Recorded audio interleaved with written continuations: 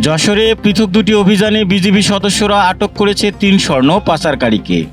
তাদের মানিব্যাগে ও কোমরে লুকানো অবস্থায় পাওয়া যায় ৩৬টি স্বর্ণবার, যার ওজন ৫ কেজি ৩৩৪ গ্রাম। এছাড়াও উদ্ধার হয় মোবাইল ফোন, নগদ টাকা ও বৈদেশিক মুদ্রা। আটককৃতরা স্বীকার করেছে স্বর্ণগুলো ভারতে পাচারের উদ্দেশ্যে আনা হয়েছিল। উদ্ধারকৃত স্বর্ণ ও সামগ্রীর আনুমানিক বাজার মূল্য প্রায় ৮ কোটি টাকা। বিজিবি জানায় সীমান্ত এলাকায় চোরাচালান রোধে তাদের অভিযান অব্যাহত থাকবে। যশোর শিক্ষা বোর্ডের বহুল আলোচিত চেক জালিয়াতি মামলায় পলাতক আসামি ও বহিষ্কৃত হিসাব সহকারী আব্দুল সালামকে আটক করেছে পুলিশ। ২০২১ সালের অডিটে বোর্ডের আয় ব্যয়ে ধরা পড়ে ২,৫০,০০,০০০ টাকার গরমিল। সরকারি ভ্যাট প্রদানের জন্য ইস্যু করা ৯টি চেক জাল করে টাকা আত্মসাতের অভিযোগে মামলায় তার নাম উঠে আসে। তদন্তে প্রায় ৭ কোটি টাকা আত্মসাতের প্রমাণ মেলে এবং দুদক তার অবৈধ সম্পদও শনাক্ত করে। যশোর জেলা বিএনপির সাধারণ সম্পাদক দেলোয়ার হোসেন খোকন অসুস্থ হয়ে ভর্তি হয়েছেন যশোর জেনারেল হাসপাতালে। ঢাকায় সফর শেষে বাসায় ফেরার পর তিনি শারীরিক দুর্বলতায় ভুগতে থাকেন। চিকিৎসকরা জানিয়েছেন সেলুলাইটিসে আক্রান্ত এবং দীর্ঘদিন ধরে ডায়াবেটিক্সে ভুগছেন। পরে উন্নত চিকিৎসার জন্য তাকে ঢাকায় রেফার করা হয়েছে।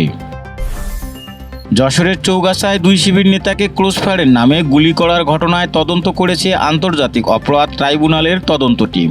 ভুক্তভোগী ইসরাফিল হোসেন ও রুহুল আমিন অভিযোগ করেন ২০১৬ সালে পুলিশ তাদের আটক করে নাটক সাজিয়ে পায়ে গুলি করে। পরে চিকিৎসকরা তাদের একটি করে পা কেটে ফেলতে বাধ্য হন। প্রতিনিধি দল ঘটনাস্থল ঘুরে দেখে এবং স্থানীয়দের সাক্ষ্য গ্রহণ করে। তদন্ত প্রতিবেদন ট্রাইব্যুনালের সংশ্লিষ্ট শাখায় পাঠানো হবে বলে জানিয়েছেন কর্মকর্তারা। যশোর জেনারেল হাসপাতালের ভেতরে থেকে শাহিনুর ইসলাম নামে এক ব্যক্তিকে মাদকসহ আটক করেছে গার্ডরা।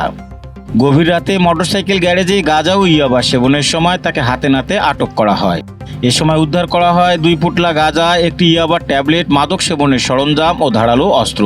পরে তাকে কোতোয়ালি থানায় সোপর্দ করা হয়। পুলিশ জানিয়েছে তার বিরুদ্ধে আইনগত ব্যবস্থা নেওয়া হচ্ছে।